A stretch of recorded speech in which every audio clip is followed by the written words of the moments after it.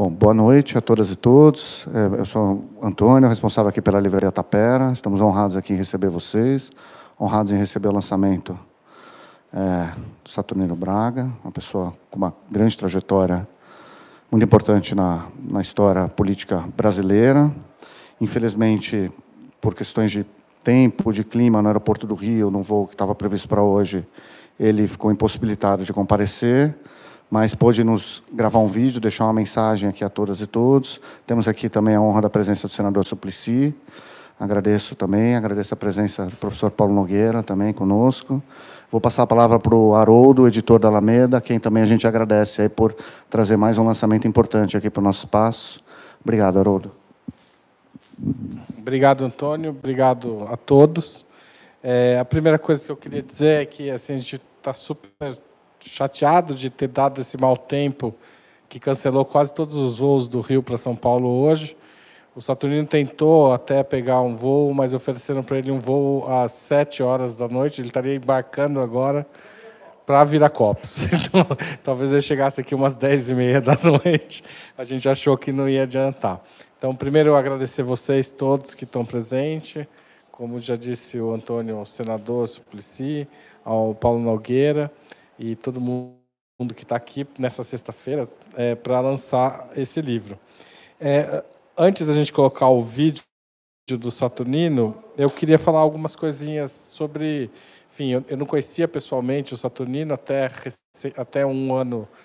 2 anos atrás, quando ele quis lançar um livro com a gente, sugeriu um livro, a gente gostou muito, que se chama Joias do Rio. Que é Bom, o Saturnino foi prefeito do Rio de Janeiro numa época terrível, e especialmente terrível para ele, porque ele foi muito perseguido pela Rede Globo por conta de uma CPI que ele tinha comandado, tinha participado na vida parlamentar dele, que investigou a ligação da Globo com a Time Life. Então, quando ele virou prefeito, a Globo fez questão de impedi-lo de governar por todas as formas. Então, o Saturnino enfrentou isso e foi eleito senador depois de passar por essa situação terrível. O que mostra a popularidade dele. O Saturnino conta, nesse novo livro, agora, parte dessa história. Tem um capítulo dedicado ao pequeno Roberto Marinho, que é o título do livro, mas é um livro que, como o Saturnino, é muito generoso, assim, tipo, que tem um otimismo com relação ao Brasil, apesar dos tempos terríveis. Não é um livro ingênuo, mas é um livro otimista, né? Um livro que acha que é possível virar o jogo e que a aposta tem que ser na democracia e no povo, e na redução das desigualdades e na luta social. Então, o Saturnino é uma figura que vem batalhando aí por essas coisas desde do período anterior à ditadura, né? Foi um jovem parlamentar, foi um jovem político, foi um grande ator da criação do BNDE, da ideia de desenvolvimento, ou seja, acho que não é por acaso que o Paulo Nogueira está aqui, né?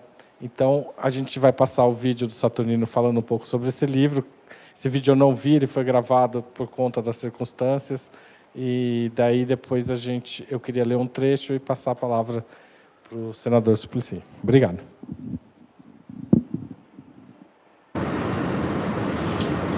Eu queria muito estar em São Paulo agora, não só para o lançamento do meu livro, que é um livro sobre a experiência da minha vida política e também um pouco a minha opinião sobre as perspectivas do Brasil. Queria conversar com a gente de São Paulo, que é fundamental para a formação da opinião pública do Brasil de hoje. Infelizmente, não tenho condição física de me deslocar agora. Pretendo, a partir do início do ano que vem, retomar esse contato e conversar com a gente de São Paulo, com os companheiros de luta de lá de São Paulo.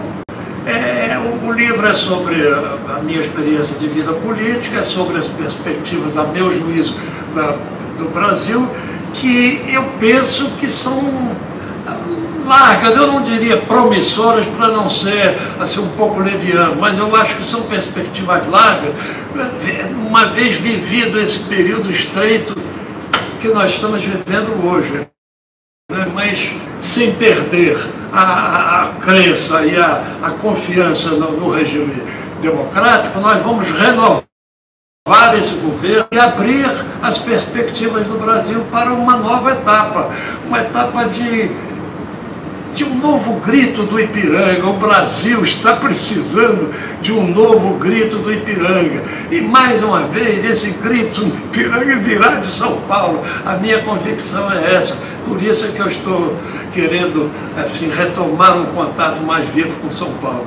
Porque o Brasil vai se livrar, tem que se livrar da dominação do grande capital do norte, e formar a sua própria economia, a sua própria, com independência, com um relacionamento amplo, sim, mas com independência de interesses do Brasil acima de tudo.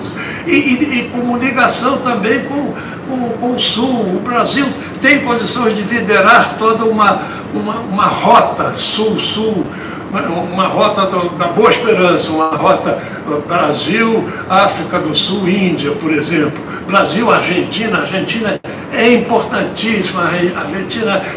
Argentina e Uruguai são nossos parceiros, são nossos companheiros de luta, são nossos companheiros de história.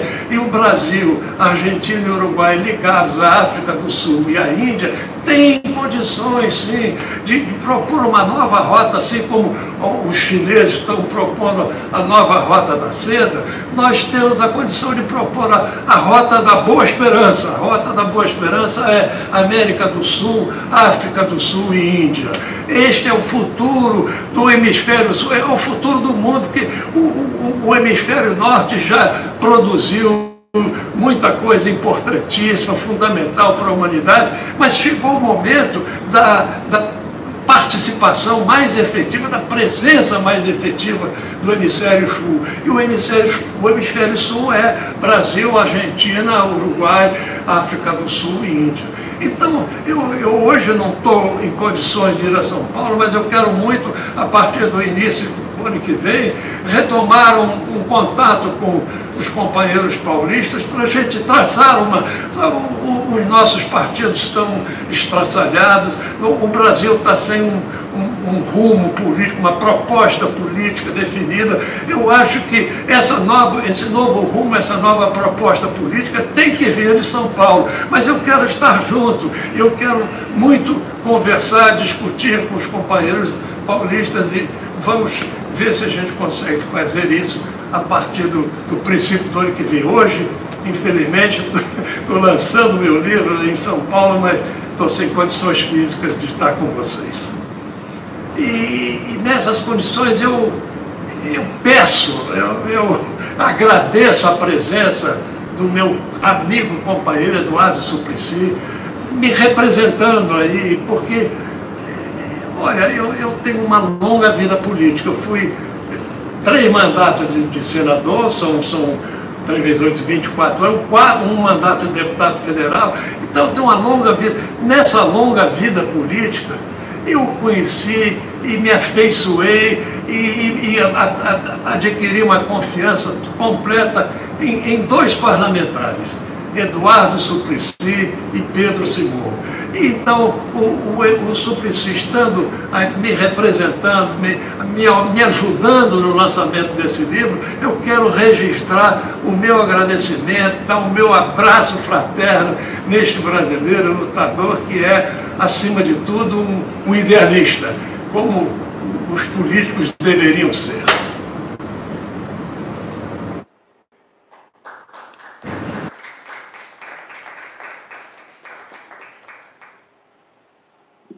Queria chamar o senador. Enquanto ele vai vindo aqui, eu vou ler um trechinho aqui do livro Meu Querido Brasil. É o capítulo 9, Um Desenvolvimento Estreitado. Democracia, sim, limpa a condição primordial. Desculpem a insistência, necessária. Democracia para enfrentar os problemas brasileiros, segundo as prioridades do grande povo desta nação. Sim, vale repetir. segundo as prioridades do grande povo desta nação, do grande povo inteligente, alegre, colorido, sonhador, musical e cheio de sentimentos deste país, tão variado nas vastas distâncias do norte ao sul, do leste ao oeste, e tão afinado nesses sentimentos chamados, no seu conjunto, de brasilidade. E o problema maior, que ofende a consciência e a moral dos brasileiros justos, que ofende a nação brasileira, que a faz reviver todo dia o opróbrio da escravidão, criminosamente alongada nos tempos passados, o problema que constitui o desafio vital do nosso país, que o incomoda a todo momento, que estreita a nossa economia, dificulta o entendimento político arrazoado entre o seu povo como um todo e lhe incute uma sensação de inferioridade perante o mundo, é a questão enorme, inaceitável, injusta e injustificável desigualdade entre pobres e ricos cidadãos da nossa pátria.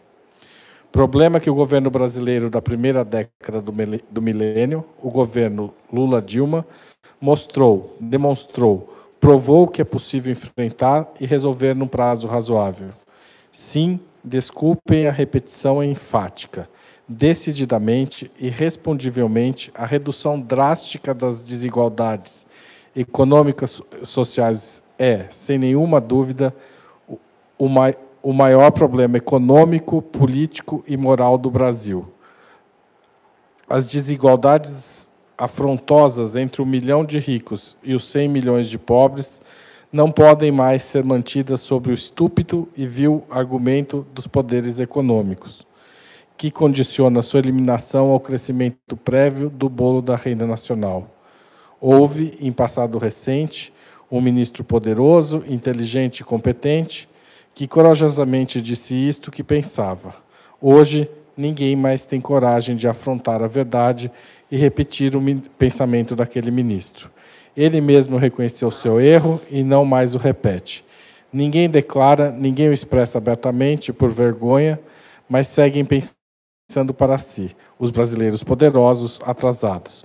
Seguem pensando, defendendo seus interesses e agindo sob este perverso e falso pressuposto do bolo maior antes da divisão mais justa, da prioridade do crescimento da economia, que a divisão prematura atrapalharia. Mentira. Mentira repetida por décadas que Lula jogou por terra, anulou com os fatos, com a verdade. Bom, pode ler mais. Pode? Eu acho. Olha, eu vou precisar achar de novo aqui. 7, 8. As desigualdades de renda, de bem-estar, de moradia, de educação, de saúde, de cultura, de participação política, de cidadania, de presença, de qualidade, de espécie de vida humana não podem continuar a existir. São demoníacas, corrompem a nação pela base moral e dificultam enormemente e verdadeiramente o desenvolvimento. Cerceiam o mercado interno e empatam o crescimento da economia. Não podem continuar existindo. Não podem esperar pelo crescimento do PIB. Sua contínua redução tem que ser prioridade primeira, maior do Brasil, como foi nos governos de Lula e Dilma. Golpeados por isso mesmo. E, obviamente, por isto mesmo, estas desigualdades voltaram a crescer depois do golpe. Sem vergonhice aberta da nossa elite do atraso, que colaborou e executou o golpe da CIA. Trata-se de uma desigualdade absolutamente imoral, desumana, corrupta no mais alto grau, inaceitável, vergonhosa para o país, muito mais do que todas as chocantes revelações da Lava Jato golpista. E que é passível de ser bem reduzida dia a dia, ano a ano, esta medonha desigualdade. Comprovadamente possível, com vantagem imediata e evidente para a economia do país, como mostrou o período Lula. E, entretanto, mantida desonestamente, inconstitucionalissimamente, mantida pelo interesse mesquinho das classes privilegiadas, atrasadas, idiotas, pretensiosas, mantenedoras desses privilégios acelerados, criminosamente associadas aos interesses colonialistas, do grande capital mundial, que pretende manter um Brasil subdesenvolvido e subserviente, em contraposição traidora aos nossos interesses e aspirações mais afirmativos, justos e legítimos. E mais, classes privilegiadas, enfatuadas na estupidez, cheias de vento, achando-se superiores na sua visão de realidade, na ciência das coisas.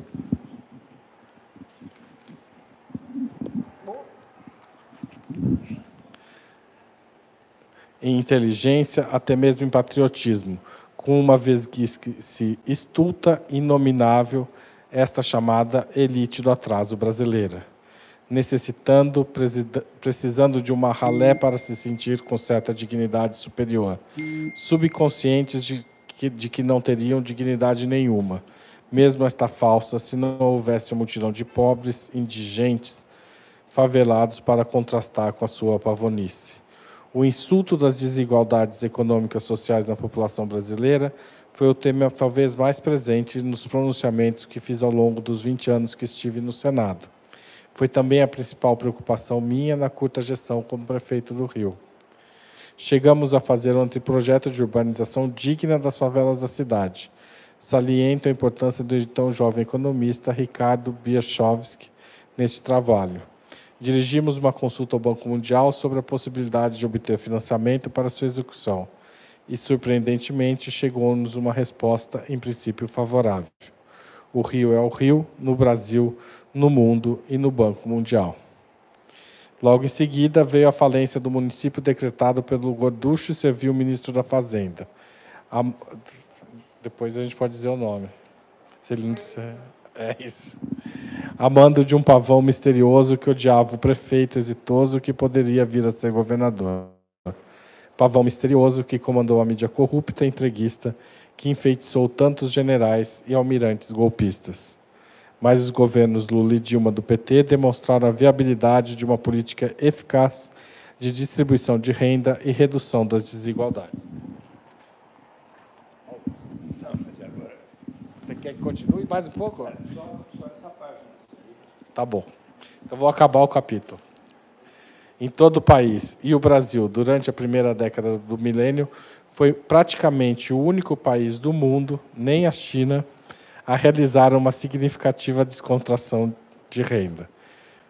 Por isto, Dilma foi deposta. Por isto, Lula foi preso. Por isto, sim, porque mostraram que não há segredo sobre as linhas principais desta política. O sistema de previdência, a melhoria do sistema público de saúde, a política salarial, o salário mínimo, a Bolsa Família, a renda mínima do grande Eduardo Suplicy, o programa Minha Casa Minha Vida, os CIEPs de Brizola, a federalização do ensino médio que Lula faria se fosse novamente presidente, a multiplicação das universidades públicas e escolas técnicas do interior do país, que fez quando foi presidente e produzirá enormes efeitos daqui a alguns anos. Todo esse conjunto é absolutamente realista, viável, possível de ser continuado e aprofundado para que, em menos de 20 anos, nosso querido Brasil seja uma nação de brasileiros com possibilidades de vida digna, com oportunidades de padrão de vida razoavelmente humano, de acordo com a vocação de cada um. Isto é realidade demonstrada, algo que já foi experimentado com resultados concretos e que os golpistas de hoje desmontaram, desfizeram propositadamente. Por isso mesmo, um dia vão acabar na cadeia, como agentes de interesses estrangeiros. Que certeza tenho disto? Certeza como a de que o Brasil realizará seu destino. Brasil, potência da paz, não é um sonho, mas uma visibilidade, uma viabilidade bem presente, uma questão de decisão política, uma viabilidade que se efetivará. Obrigado, senador. Seu nome completo? Meu nome é Haroldo Cerávulo Cereza, sou editor do livro. Muito bem. Muito bem, Haroldo, quero agradecer o convite aqui da Taperá e me sinto honrado aqui pelas palavras do próprio Roberto Saturnino Braga, que foi meu colega por muitos anos aí, porque eu fui senador de 91 até 2014, então tivemos uma boa convivência ali no Senado e com propósitos comuns, como se pode ver por este capítulo, onde ele, sobretudo, analisa a má distribuição da renda, que foi, em grande parte, corrigida durante os anos do governo Lula e Dilma, mas, novamente, veio a se agravar nestes anos recentes e com uma severa avaliação crítica de Saturnino Braga pelo que aconteceu. Recordemos que Roberto Saturnino Braga nasceu em 13 de setembro de 1931, no Rio de Janeiro, e foi um político de grande importância, deputado federal. Ele primeiro foi vereador no Rio de Janeiro, de 97 a 99, deputado federal de 1963 a 68, foi prefeito do Rio de Janeiro de 1º de janeiro de 86 até 14 de setembro de 88 e senador de 75 a 85 e depois de 99 a 2007, e nesse período é que justamente eu fui colega dele, éramos pessoas assim de grande afinidade. Ele foi filho do engenheiro Francisco Saturnino Braga, que foi diretor do DNR, neto de Ramiro Saturnino Braga, provinha de tradicional família de Campos, no norte do estado do Rio de Janeiro, e tanto seu pai quanto o avô foram deputados federais no Rio de Janeiro, o primeiro ligado a Nilo Peçanha, o segundo aliado do ex-interventor Hernando Amaral Peixoto, líder regional do PSD, primo de Saturnino de Brito Filho. Ele se formou na Universidade do Brasil, atual Universidade Federal do Rio de Janeiro, em 54, passou a trabalhar 2 anos depois no Banco Nacional de Desenvolvimento Econômico, onde se especializou em engenharia econômica e também estudou na CEPAL, onde foi aluno de Celso Furtado e no ISEB. Tornou-se amigo também do professor Paulo Nogueira Batista Júnior, que ainda há pouco conversamos com o Roberto Saturnino, que eu até, quer dizer, foi apenas por causa do tempo hoje que impediu o aeroporto de Santos Dumont, especialmente durante a manhã, de funcionar por causa do mau tempo ali no Rio de Janeiro, e quando ele foi pegar o avião de meio-dia, disseram que ele só poderia, então, chegar aqui tão tarde, e ele não pôde vir. E é uma pena, mas aguardemos para breve o desejo de ele estar novamente em São Paulo para, então, conosco dialogar.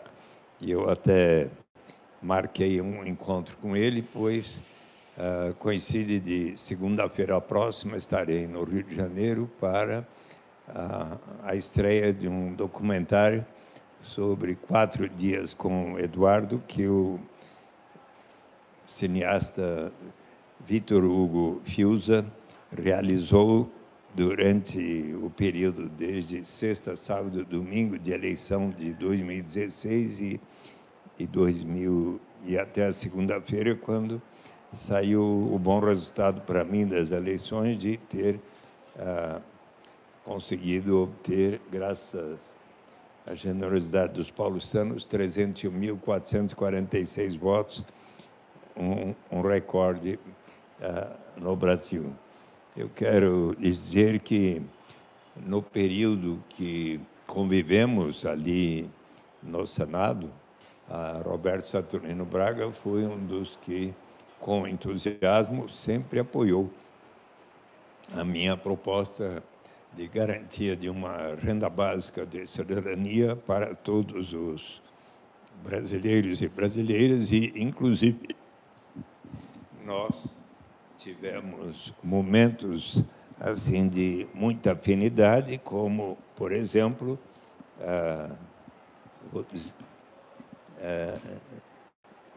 em dezembro de 2000, nós viemos ao Rio de Janeiro, fomos ao Rio de Janeiro como membros da Comissão Mista do Congresso Nacional para estudar as medidas de combate à pobreza e, na ocasião, o presidente da comissão era o senador Maguito Vilela, e estavam nesse encontro eu, Roberto Saturnino Braga, Marta Suplicy, Marina Silva e diversos outros senadores, e foi uma conversa de grande interesse.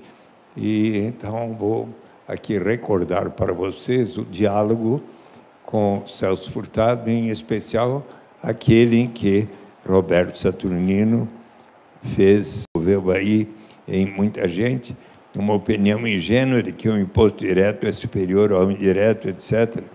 Isso foi no passado, muito no passado, no século XIX. Hoje em dia, o imposto socialmente mais correto é o indireto, porque incide exatamente sobre o ato do consumo e você pode atingir de verdade os grupos, digamos, de maior coeficiente de desperdício ou mais beneficiados pelo sistema de preços. Veja o seguinte, se houvesse um imposto que incidisse, é um pouco cruel dizer isso, por exemplo, sobre viagens ao estrangeiro, com os quais o Brasil já chegou a gastar bilhões de dólares, é evidente que isso é um luxo, e vemos isso financiado como se fosse uma coisa, digamos, de grande utilidade pública, inclusive prioridade de financiamento, viagem ao estrangeiro. Encontramos milhões de pessoas nos Estados Unidos viajando com dinheiro do Brasil, quer dizer, gente daqui. O sistema fiscal teria que incidir diretamente sobre o ato de gasto supérfluo, a começar por aí, e isso se pode alcançar de várias formas, mas tem que ser gente de alta renda e com propensão a consumir o supérfluo, viagem ao estrangeiro, casa, habitação, carros importados, 2, 3 carros por casa, como na Barra da Tijuca. Esses são os indicadores externos. Agora, a dificuldade está em que a opinião pública evoluiu no Brasil manipulada contra pagar imposto. É um absurdo, porque todos os países do mundo usam o sistema fiscal para corrigir as desigualdades sociais. No Brasil, esse sistema fiscal não corrige as desigualdades sociais e agrava essas desigualdades, e isso tem que ser conversado, mas é um problema que nos afasta muito, nos afasta um pouco da pobreza. Eu quero aqui ressaltar que a afinidade de Saturnino Braga com Celso Furtado foi de enorme importância. Quando, por exemplo, aconteceu em 8 de janeiro de 2004, que o presidente da República, Luiz Inácio Lula da Silva,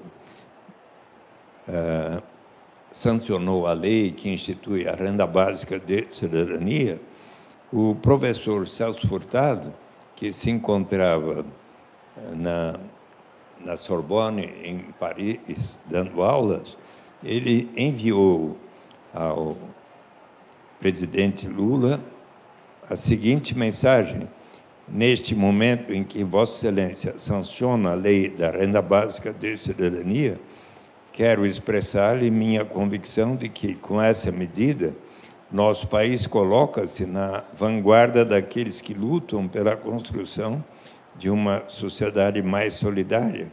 Com frequência, o Brasil foi referido como um dos últimos países a abolir o trabalho escravo. Agora, com este ato, que é fruto do civismo e ampla visão social do senador Eduardo Matarazzo Suplicy, o Brasil será referido como o primeiro que institui um sistema de solidariedade abrangente, ademais, aprovado pelos representantes de seu povo.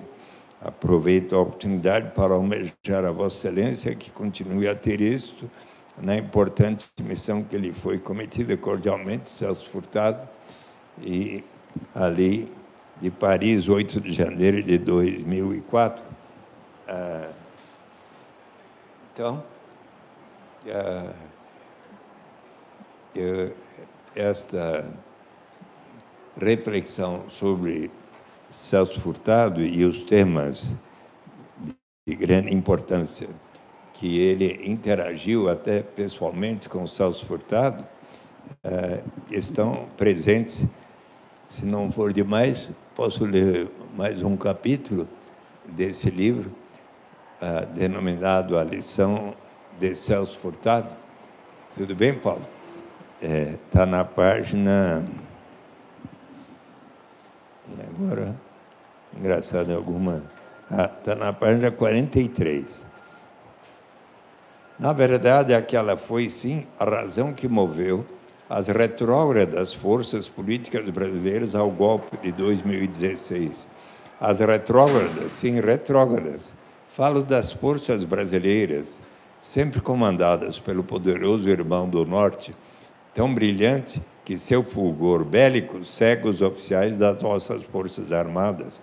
Os golpes políticos em nosso país, os 3 mais recentes, os que eu vi e acompanhei, Getúlio, Jango e Dilma, foram movidos e deflagrados por uma aliança política permanente que existe no Brasil, como ademais em toda a América Latina, uma aliança perversa da elite do atraso, Gessé de Souza, que precisa do apoio imperial para tomar e manter o poder, assim como precisa de multidão empobrecida para se sentir bem, sentir-se enobrecida, uma aliança da nossa elite, do atraso, com os interesses do grande capital imperial, que necessita deste quintal para o fornecimento de bens primários e para a afirmação de seu poder mundial, dentro deste jogo brutal e amoral que é a luta política e militar pelo comando do mundo. E o Brasil de Lula e Dilma ousou passar por cima desta aliança perversa e realmente avançou substantivamente na conquista da autonomia política, da soberania nacional, da realização do projeto próprio brasileiro, algo que havia parado desde o golpe contra Vargas, havia quase 50 anos. E nesses avanços muito importantes para o nosso Brasil, que tiveram a participação brilhante do melhor ministro do exterior, Celso Amorim, cometeram-se pecados muito graves contra o poder sem vergonha do grande capital.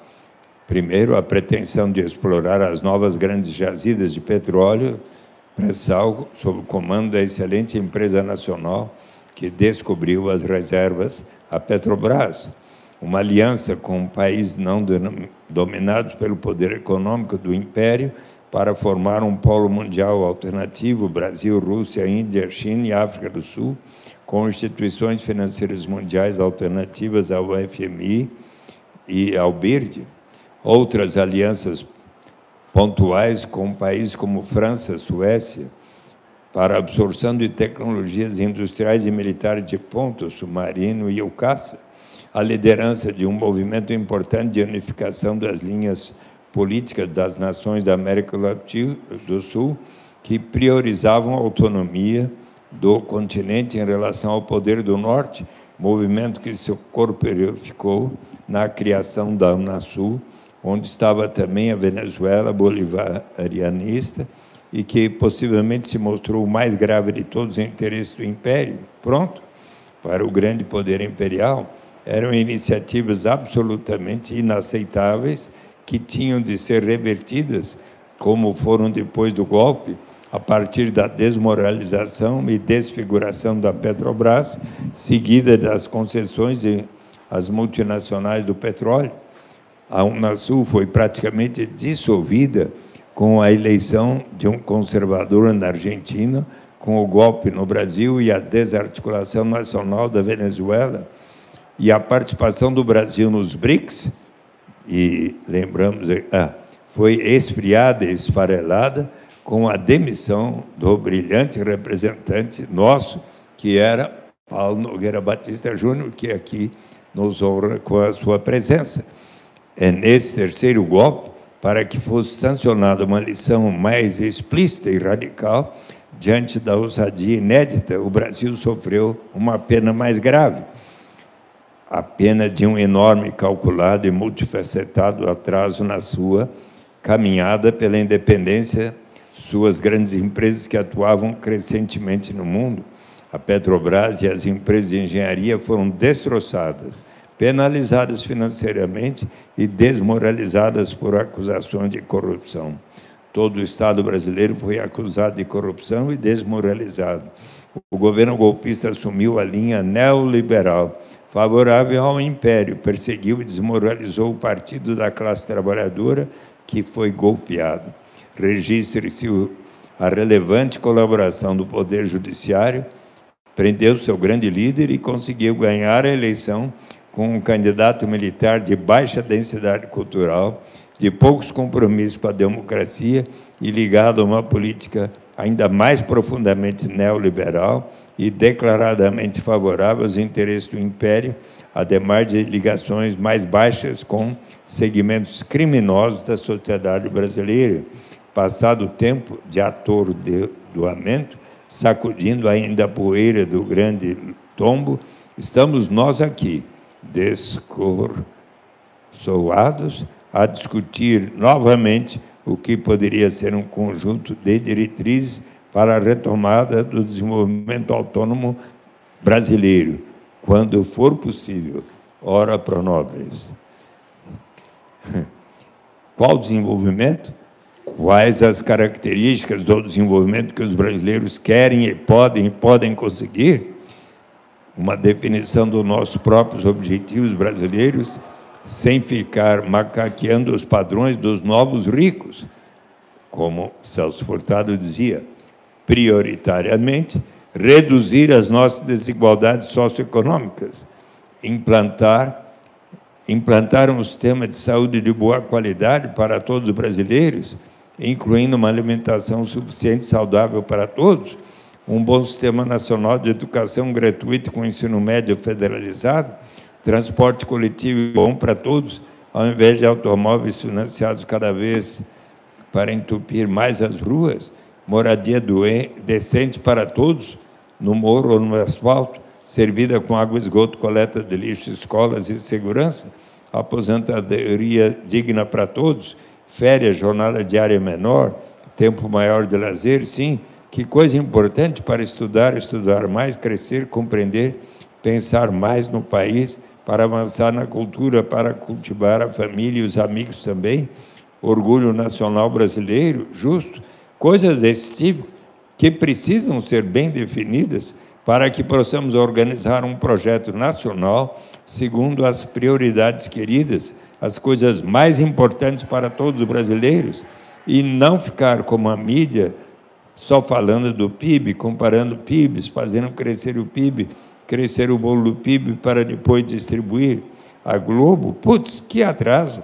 Discutimos bastante esse tema no Centro Celso Furtado, em debates, seminários que realizamos todos os anos, e por vários anos, nosso dever, sem a pretensão de definir nós mesmos essas características, mas de discutir profundo e repetidamente o tema, de levantar todas as questões, as dificuldades, as potencialidades se nos apresentam, é por meio desses debates ir mobilizando a opinião, a consciência brasileira para enfrentar essa questão maior de nosso país, decidir politicamente e democraticamente o caminho a seguir, e prosseguiremos neste debate indefinidamente num processo de aproximações sucessivas capaz de nos orientar. O que importa é precisamente esta orientação política. Eis que o problema essencial do desenvolvimento é eminentemente político. O desenvolvimento é um processo político. Também nos ensinou o mestre Celso Furtado. Então, a partir do que já fizemos, poderemos delinear algumas diretrizes do projeto que vai emergindo. Não são ideias minhas, embora eu as tenha encampado, mas são as linhas que resultam de tantas opiniões e propostas apresentadas nesses seminários promovidos pelo Centro Celso Furtado e também pelo Clube de Engenharia do Rio, que, honrando sua tradição, assumiu igualmente esta missão de abrir debates em busca das linhas de um projeto nacional. Menciono pontos de atenção prioritária. Não são mandamentos, como dizer, e enfatizo, esta é uma discussão sempre em aberto, e seus resultados são linhas de orientação sempre em mutação e redirecionamento, durante o próprio processo político em desenvolvimento. Vamos depois, senão fico falando só de política, que é, de fato, a atividade mais nobre e importante do ser do homem. Mas eu já adiantei muita coisa, e a vida e o Brasil têm mais beleza e riqueza além da política. Volto à política adiante, com muito gosto, com muito interesse. Se me permite, convidaria o Paulo Nogueira Batista para, aqui conosco, agora refletir sobre a contribuição de Roberto Saturnino. E quer pôr uma cadeira para ele aqui? Puxar aqui para frente. Senta você lá, eu sento de lá. Tá. Senta aqui, Pedro. Obrigado. O Saturnino é uma pessoa realmente muito interessante. Até é interessante que você tenha escolhido essa capa para o livro, com as montanhas do Rio, né? Porque recentemente eu estava vendo uma longa reportagem muito bem feita na televisão, no Jornal Nacional. E porque nem sempre acontece. E no Jornal Nacional houve uma recapitulação extensa de um trabalho que foi feito nas montanhas do Rio, desde os anos 80, para recuperar a vegetação. E eles mostraram filmagens dos anos 80, da devastação nas montanhas do Rio, da destruição da vegetação. E depois os mesmos repórteres, hoje mais velhos, né, foram lá e filmaram a recuperação da Mata Atlântica ali, sabe? E ao final do jornal, eles registraram que os processos tinham começado na gestão do Saturnino Braga. E depois foi continuada pelos sucessores. Interessante mesmo.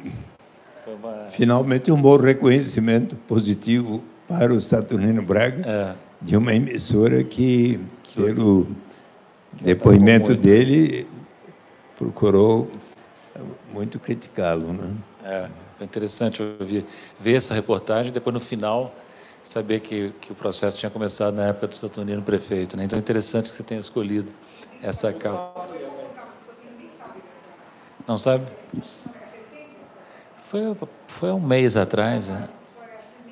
Depois você conta para ele. Conta para ele. E a outra...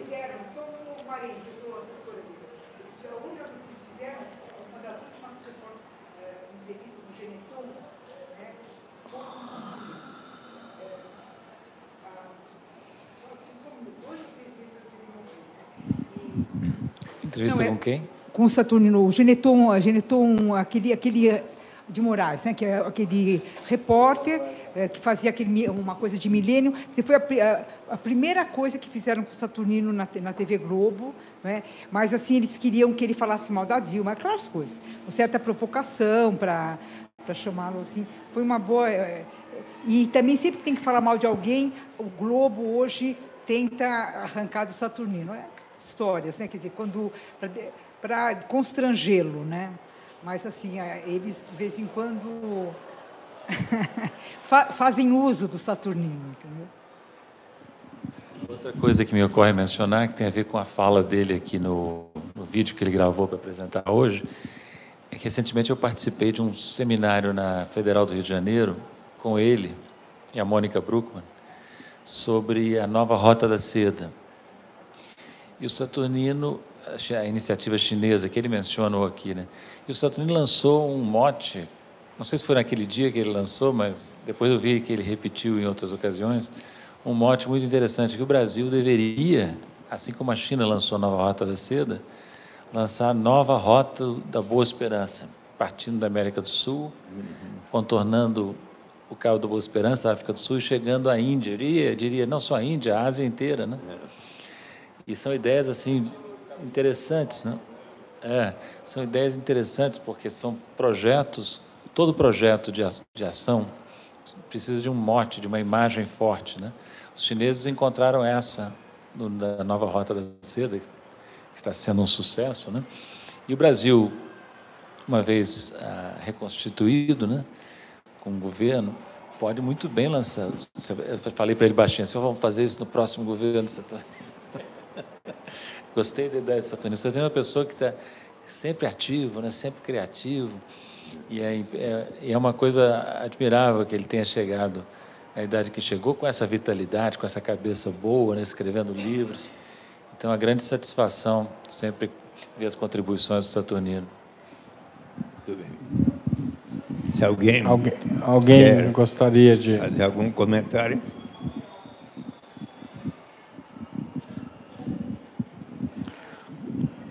Bom, eu...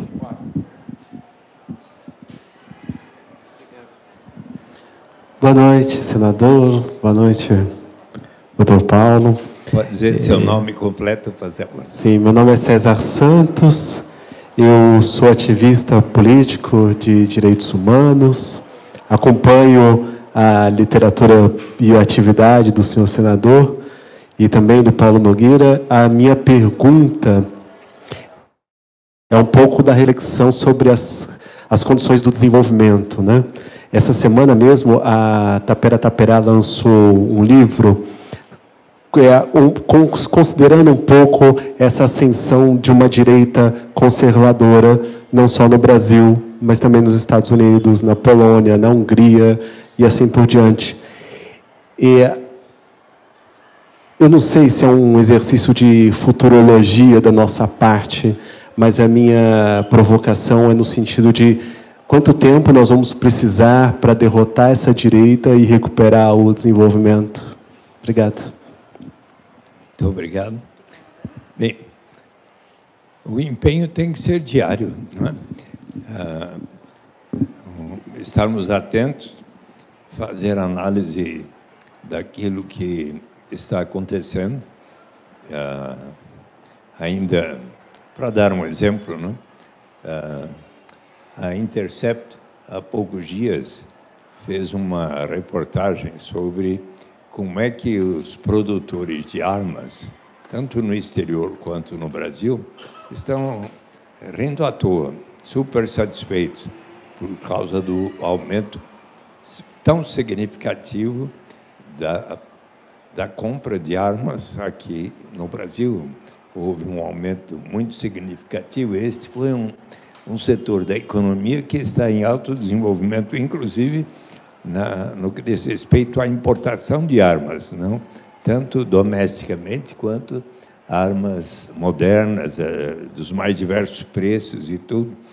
E porque temos um governante que avalia que a forma de se reduzir criminalidade violenta no Brasil é se estar distribuindo armas. Eu até... Sabe que eu sou professor da Escola de Administração de Empresas de São Paulo e ingressei em 66 no concurso. Em 68, Marcos Sintra Cavalcante de Albuquerque entrou como professor e eu fui até da banca dele. Então, sempre conversei com ele, ele foi diretor da escola.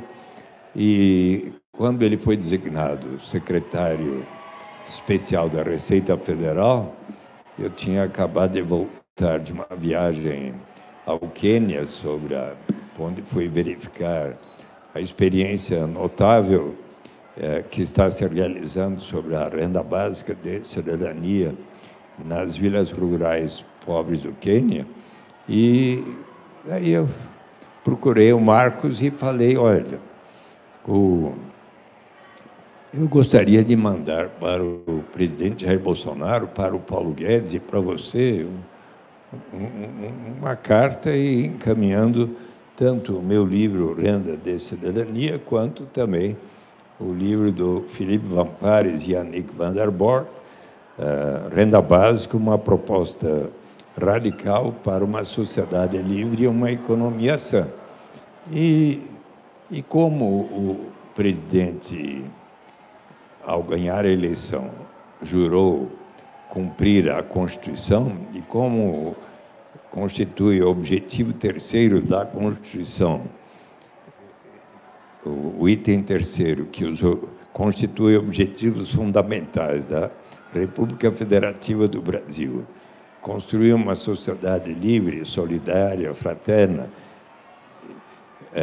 promover o desenvolvimento nacional, erradicar a pobreza e combater as desigualdades pessoais e regionais, sociais, e sem qualquer discriminação de raça, sexo, origem, idade, etc. Então, se ele quiser cumprir a Constituição, e ainda, como ele diz no seu programa de governo, entregue à Justiça Eleitoral durante a campanha, que ele iria assegurar no Brasil uma renda mínima para todas as famílias, como defendem os economistas liberais, tais como Milton Friedman. Eis que, tendo em conta isso, eu encaminhei o meu livro de Felipe Vampares para os três e ressaltei que aqui dentro está uma entrevista que eu fiz no ano 2000 com James Tobin, com Amartya Sen, com Milton Friedman, 3 laureados com Nobel de Economia.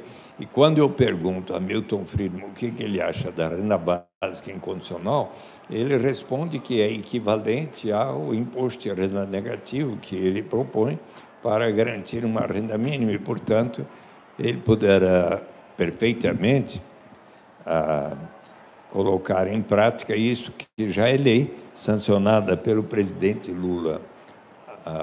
Em janeiro vai fazer 16 anos, e isso pode acontecer, mas depende um pouco de você, sabe disso? Ainda em setembro último, eu fiz uma palestra sobre a renda básica para a Coordenação Nacional do Movimento da População em Situação de Rua. Fiz lá no CISART, que fica num viaduto em cima da 23 de maio. Havia mais de 50 moradores em situação de rua. Quando eu terminei, após 1h30, do final do debate, o diálogo, o Darcy Costa, coordenador nacional do movimento, talvez o senhor conheça, ele disse: nós gostaríamos de escrever uma carta ao presidente e ao Congresso Nacional, dizendo que tem que implantar o quanto antes a renda básica.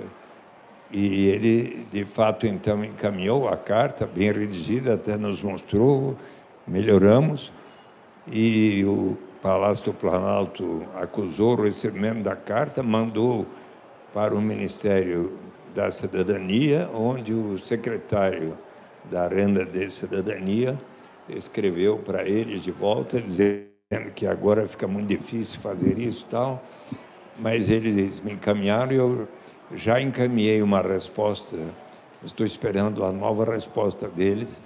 E então, quem sabe, o seu nome mesmo, perdão? César Franco, quem sabe se você... César Santos, quem sabe se você também escreveu uma carta lá ao presidente e vocês todos, vamos conseguir o quanto antes, mas senão vamos ter que nos preparar para 2020 e 2022, para as eleições, porque temos que mudar este governo, e a nível municipal, estadual, federal, eu tenho proposto que façamos a união de todos os partidos progressistas para conseguirmos vencer e realizar esta transformação que você também está nos propondo. Paulo. Sobre a ascensão da direita, eu tenho a impressão que já há uma série de sinais na América Latina e em outras regiões de que essa onda de direita, da direita populista...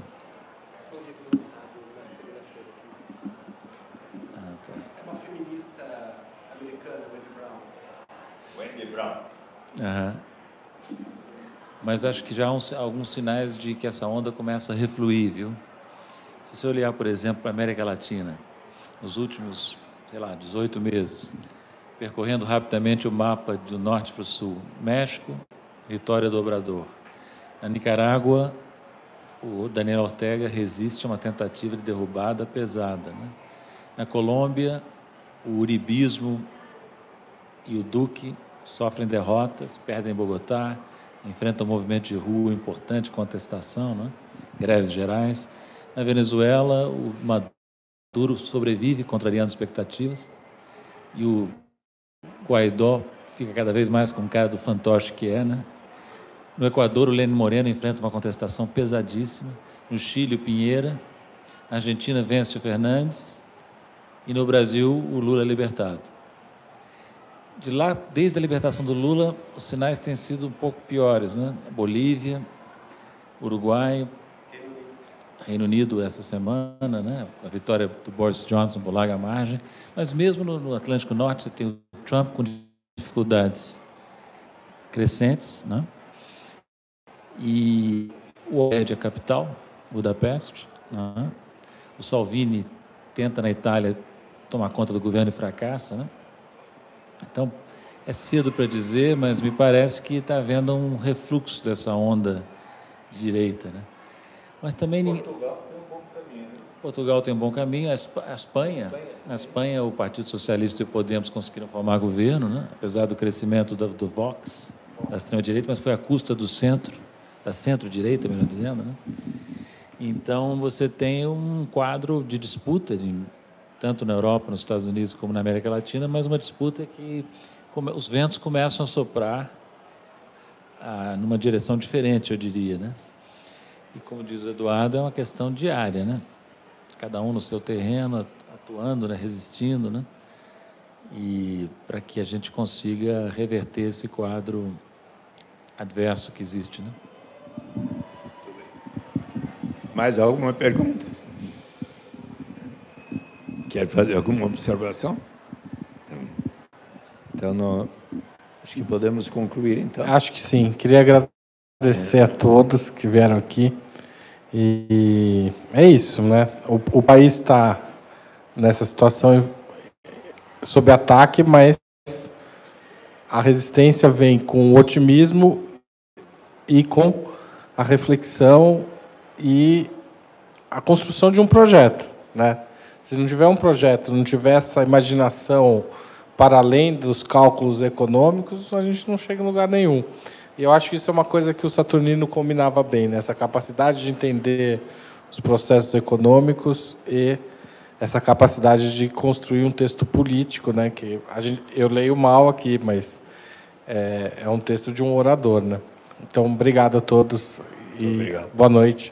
Só informa qual é o preço do livro e se alguém quiser comprar. Eu não sei, você sabe que editor não... Ela sabe. R$ 52,00. Está à venda ali fora, pode pegar à vontade. Tá certo? Tem um ato agora que eu acho importante registrar que a gente está perto na Câmara. Eu estou indo para lá. Exato, porque hoje é dia 13, é dia do AI-5. É um ato... O senador pode até falar um pouco melhor. É um ato que... Hoje é aniversário de um triste episódio, a edição do AI-5. E, então, por iniciativa do vereador Antônio Donato, há um ato lá para que nunca mais ocorra algo dessa natureza, ainda mais porque alguns aí andaram falando com saudades do AI-5, então eu estou indo para lá para dar força ao ato também, tá bom? Muito obrigado a você.